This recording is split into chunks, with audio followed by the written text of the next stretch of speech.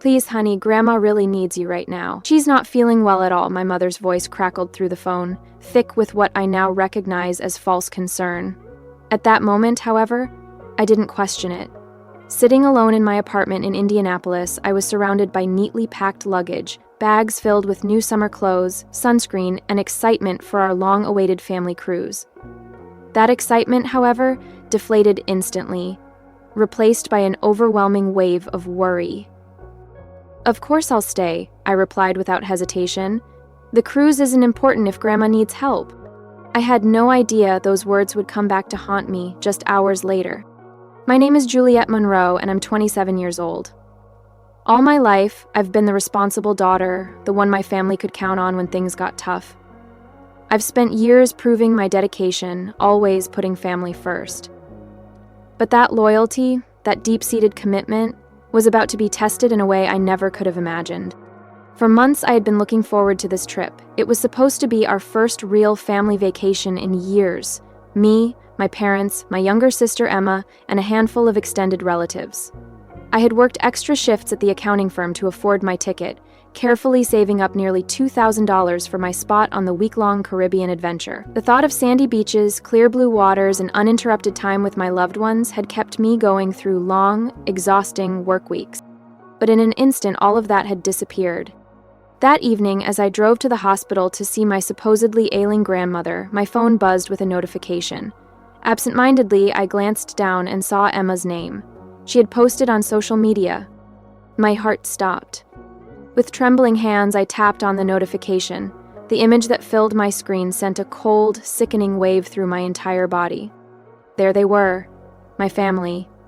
Mom, Dad, Emma, my aunts and uncles, all of them standing on the deck of a massive cruise ship, champagne glasses raised in celebration. They were beaming, basking in the glow of the golden sunset reflecting off the ocean waves. The caption read, "Best vacation ever. So blessed to have such an amazing family. Cruise life. Family time." I swerved to the side of the road, my breath coming in short, painful gasps. My hands gripped the steering wheel so tightly my knuckles turned white. They had lied to me.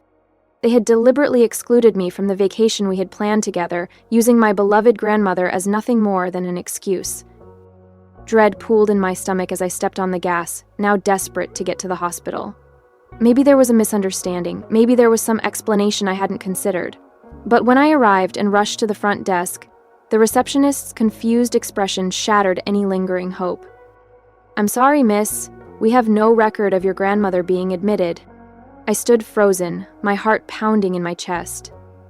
My hands shook as I pulled out my phone, dialing my mother's number. Straight to voicemail. I tried my father. Voicemail. "Emma?" Block. The betrayal felt like a physical blow, knocking the air from my lungs. I turned and ran back to my car, tears blurring my vision. There was only one place left to go, Grandma's house. When I pulled up, my stomach twisted at the sight before me. The house was lit up, warm and inviting, as if nothing were wrong. I stumbled to the front door and knocked. Moments later, the door swung open, revealing my grandmother, perfectly healthy and wearing a look of complete confusion. "Juliette, sweetheart, what's wrong?" she asked, pulling me into a warm embrace. The familiar scent of her lavender perfume sent fresh tears spilling down my cheeks. Sitting in her cozy living room, the truth came tumbling out between ragged breaths. The cruise. The lies. The social media post that had shattered my world.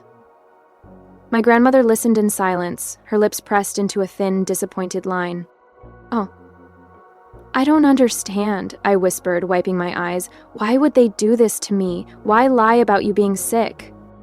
Grandma let out a slow, heavy sigh, her expression darkening. "Your mother called me last week," she admitted, her voice tight with anger. "She asked me to play along, to pretend I had been hospitalized if you came by. I refused, of course, but I had no idea they would actually go through with this." I sat in stunned silence as her words settled over me like a heavy weight. The pieces of the puzzle were finally clicking into place, but the picture they painted was crueler than anything I could have imagined. Growing up in Indianapolis, I had always known, deep down, that my parents favored Emma. It was never outright stated, but the signs were always there. When Emma wanted dance lessons, they found the money. When I needed help with college tuition, I was told to take out loans. When Emma needed a car, they gifted her one. When I needed one, I had to work and save up for years. But this was a whole new level of cruelty. I thought about all the times I had visited Grandma over the years, helping her with groceries, taking her to doctor's appointments, sitting with her for hours just reminiscing over old photo albums. Emma, on the other hand, rarely visited unless she needed something, usually money. And yet, somehow, in my parents' eyes, she was still the golden child. My stomach twisted as a horrifying thought entered my mind. Had they planned this from the start? Had my ticket money? Paid for someone else's cabin? I clenched my fists, my nails digging into my palms as a fresh wave of anger surged through me. "You know what hurts the most?" I whispered, staring down at my trembling hands. They didn't even think I deserved the truth. They didn't think I was worth an explanation. Grandma reached out, placing her hand gently over mine. "Sweetheart," she said softly, "you deserve better than this." I swallowed hard, my mind spinning. My world had just been turned upside down. And for the first time in my life, I wasn't sure if I even had a family anymore. They didn't even need an elaborate excuse. If they hadn't wanted me there, they could have just told me. Instead, they used you, knowing how much I care about you, to manipulate me. My voice trembled with anger as I spoke. My hands clenched into fists. Grandma reached for my hand, her grip surprisingly firm. "Sometimes people show you exactly who they are, even when they think they're hiding it," she said wisely, her eyes sharp with understanding. "The question is, what are you going to do with that knowledge?" I looked up at her, seeing something fierce and determined in her expression. It was in that moment that I realized. Grandma had been watching our family dynamics far more closely than any of us had ever suspected. And she had plans of her own. As I sat with her in the quiet of her living room, my phone buzzed again. I hesitated before glancing at the screen. It was a group text from my cousin, Nah. She had no idea I had been excluded from the cruise. She had simply meant to send vacation photos to the entire family group chat, completely unaware that I wasn't supposed to see them. My heart clenched as I scrolled through the images. There was Emma, wearing the sundress I had helped her pick out just weeks ago, twirling happily on the ship's deck. My parents lounged by the pool, cocktails in hand, laughing as if they didn't have a care in the world. The whole family gathered for a formal dinner, dressed to the nines, smiling for the camera, living the vacation I had sacrificed for.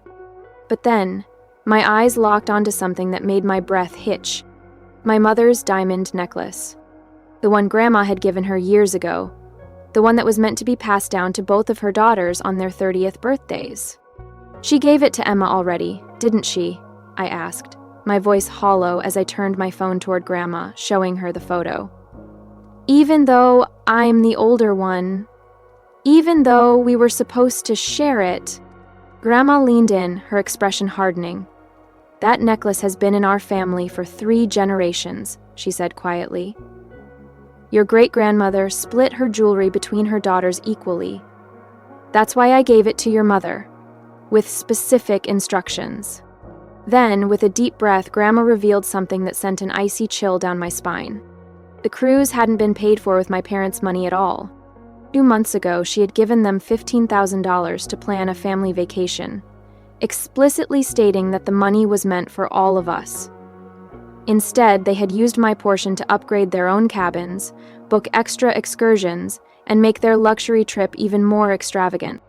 I stared at her, my stomach churning. They used my share? The money meant to include me? Grandma nodded, her voice heavy with disappointment. "I've been watching," she admitted, "for years. I've seen how they treat you differently. I kept hoping they would change, that they would realize what they were doing, but this is the last straw." She stood up abruptly and walked over to her desk, pulling out a thick manila envelope. As she turned back to me, her expression was unreadable. "I wasn't going to show you this yet," she said, placing the envelope in my lap.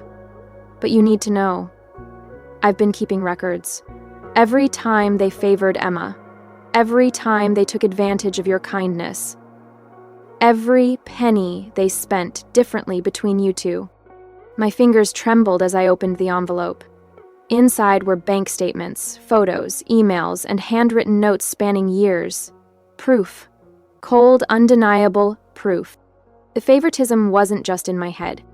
It had been calculated, consistent, deliberate. But why? I whispered, my voice barely audible as the weight of years of gaslighting and denial crashed down around me. Why did they always make me feel like I was imagining it? Grandma's eyes flashed with a fire I'd never seen before. Because that's what people do when they know they're wrong. They try to make you doubt yourself. She leaned closer, gripping my hand. But not anymore, Juliette. Not anymore. The family cruise was scheduled to last 7 days. The next morning, as I sat in my Indianapolis apartment, surrounded by Grandma's documentation, my phone lit up with a text from Emma. Mom said you're spreading lies about us. Why can't you just be happy for once instead of trying to ruin everything? I stared at the message, my pulse pounding in my ears. Even after everything, they were still trying to make me the villain, still trying to twist the truth into something that painted them as the victims. But this time, I refused to stay silent. Instead of responding to Emma, I did something I had never dared before. I posted the truth on social media. Funny how being lied to about my grandmother being hospitalized, just so my family could exclude me from a vacation, somehow makes me the problem, I wrote, attaching Emma's best vacation ever photo. Even funnier, how the cruise was paid for with money that was meant to include me. Within minutes, my post exploded with reactions. Family members. Friends who had known us for years. Shock, outrage, support, comments poured in from people who had seen the favoritism all along, but had never known the full extent. My cousins, who had always sensed something was off but never had proof, messaged me privately, sharing their own observations of how I had been treated differently over the years. The truth was out, and for the first time in my life, I wasn't the one left questioning it. Years of silent resentment and buried truths had led to this moment. Then, my phone rang. My father. I almost didn't answer. My hands hovered over the screen, my breath unsteady. But then, Grandma's words echoed in my mind. Stand your ground, you've done nothing wrong. With a deep breath, I swiped to accept the call. Take down that post immediately, my father's voice came through, cold and unyielding. You're embarrassing this family. I clenched my jaw, my grip tightening around the phone. No, Dad.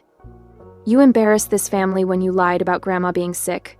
When you took her money meant for all of us, and used it to exclude me. That's not how it happened, he snapped back. We needed a break from your constant... My constant what, Dad? I cut him off, my voice sharp. My constant reliability, my constant help with Grandma, my constant effort to be part of this family despite how you treat me? The line went eerily quiet.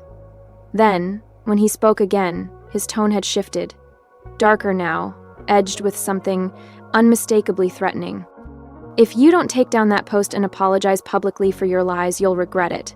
You have no idea what's at stake here. A cold shiver ran down my spine. Are you threatening me? I'm warning you, he corrected. Your mother and I have protected you all these years, kept certain things from you. If you want to play this game, fine, but remember, you're not the only one who can tell stories. The call ended. I stared at my phone, my pulse pounding. My parents had kept things from me? What things? What stories could they possibly have to tell? I didn't hesitate. I called Grandma immediately. They're trying to scare me, I said the moment she picked up. Dad said they've been protecting me from something, but he won't say what. Grandma was silent for a long moment. Then, finally, she spoke. Go to your email. I'm sending you something. It's time you knew everything. My hands trembled slightly as I opened my laptop. I could feel it in my bones. This was bigger than just a family cruise. Whatever was in that email would change everything. And judging by Grandma's tone, my parents had very good reason to be worried about what I might discover. A new email appeared in my inbox. I clicked it open. Inside was a scanned document dated 25 years ago, a trust agreement that made my breath catch in my throat. According to the paperwork, my maternal grandfather had left behind a significant fortune before he passed away.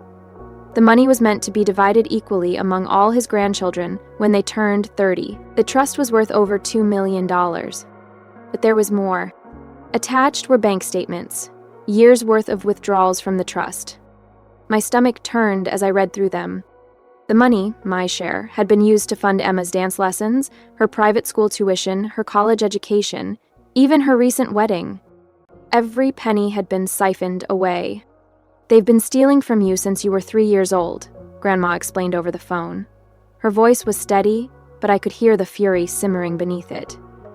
"Your mother convinced the trustee, her brother, Michael, to give her early access to your portion, claiming it was for your benefit. But as you can see, Juliette, they spent it all on Emma," I finished, my voice hollow.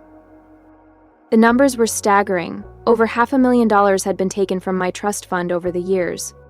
And I, completely unaware, had worked multiple jobs to put myself through college. I had struggled, while my family lived in comfort off of what was rightfully mine. Just then, another email popped into my inbox. This one was from my Uncle Michael. "Juliette, I can't keep quiet anymore. What they did with the cruise money was the last straw. I've attached documentation of every withdrawal they made from your trust. I'm so sorry. I should have stopped them years ago." I clicked on the attachments. More bank statements, more records. But as I scrolled, my breath hitched. The truth was even worse than I had imagined. My parents hadn't just stolen my trust fund to finance Emma's life. They had been embezzling money for themselves, too. The luxury cruise, the upgraded cabins, the private excursions. Just the latest example of their ongoing scheme. I pressed a hand to my forehead, trying to steady my thoughts. "Why didn't you tell me sooner?" I asked Grandma, my voice barely above a whisper. "Why am I only finding out about this now?" "I only discovered the extent of it recently," she admitted. "When I confronted your mother about it last month, she swore they'd pay it all back. That's when I gave them the cruise money." I frowned. "You gave them the money?" "It was a test, Juliette," Grandma said, her voice sharp. "I wanted to see if they'd finally do the right thing." A bitter laugh escaped me, and they failed spectacularly. "Yes," Grandma agreed. "But their failure has given us exactly what we needed. Proof." I sat up straighter. "What do you mean?" "Your Uncle Michael has agreed to testify. Their manipulation of the trust, combined with my documentation and the blatant deception surrounding the cruise, meant one thing: we had enough evidence to take legal action."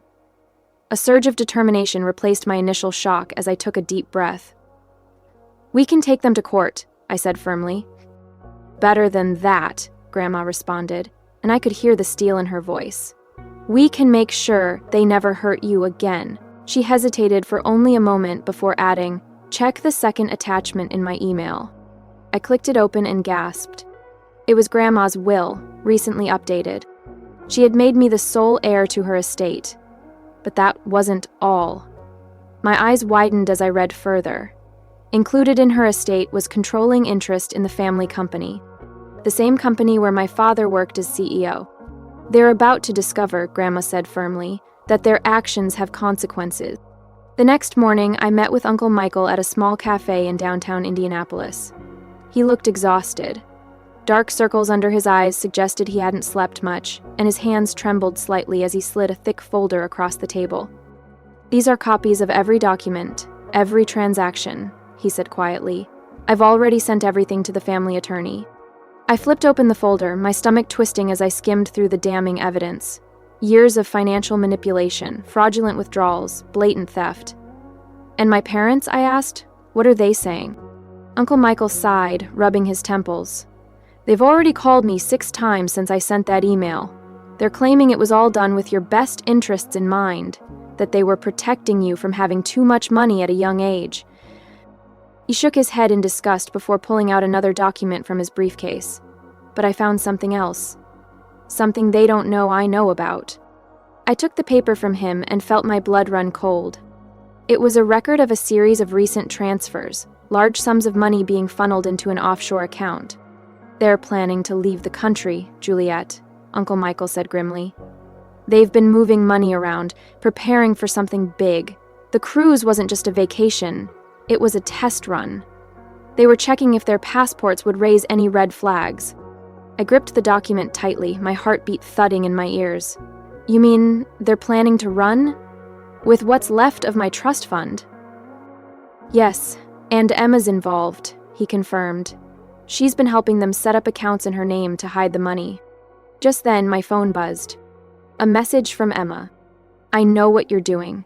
You've always been jealous of me, and now you're trying to ruin everything. Well, guess what? You're too late. By the time you figure it out, we'll be gone and you'll have nothing. My hands tightened around the phone as I turned the screen toward Uncle Michael. His face paled. They're moving faster than I thought, he muttered. We need to act now. I called Grandma immediately. She answered on the first ring as if she had been waiting. They're at the family company right now, she said without preamble. Your father is cleaning out his office. Security just called me. Can they stop him? I asked urgently. Better, Grandma said. I've already called the police and the FBI Financial Crimes Division. They're on their way. But, Juliette? She hesitated. You need to get down there. You're the controlling shareholder now. The paperwork was filed first thing this morning. I shot up from my chair so fast it scraped loudly against the floor. They don't know that yet, do they? No. And that's our advantage, Grandma said. Get there before they can destroy any evidence. Uncle Michael's documentation proves the theft, but there might be more we don't know about. I was already halfway to the door when another text came through. This time, from my mother. You ungrateful child. After everything we've done for you, you'll regret this. I stared at the words, but for the first time, their threats didn't frighten me. I had the truth on my side. And more importantly, I had nothing left to lose. I arrived at the company's headquarters just in time to see my parents walking out, each carrying boxes from my father's office.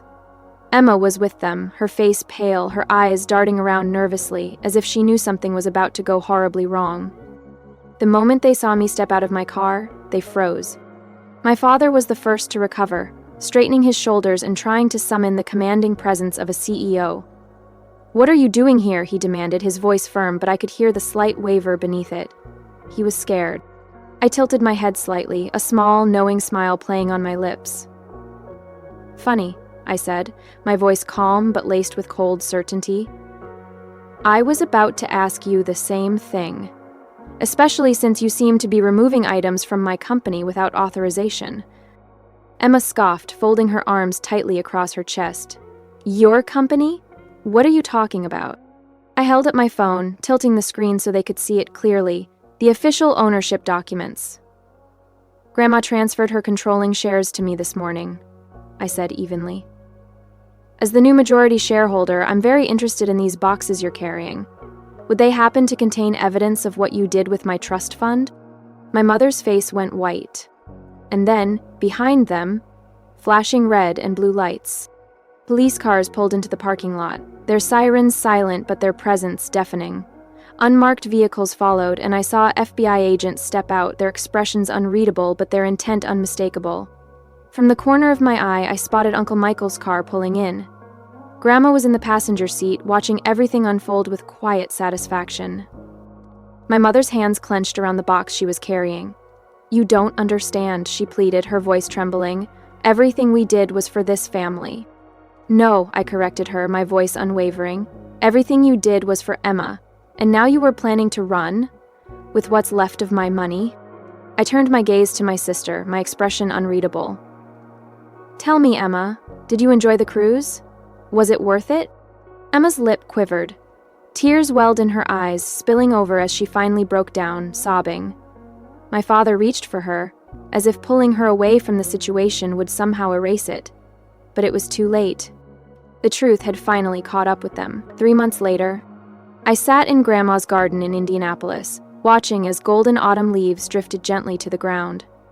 The crisp morning air carried the scent of freshly brewed coffee, and I wrapped my hands around my warm mug, letting the moment sink in. The FBI's investigation had uncovered even more than we had originally suspected. My parents hadn't just embezzled from me. They had been stealing from the company as well. Now they were facing federal charges along with multiple civil suits from furious shareholders.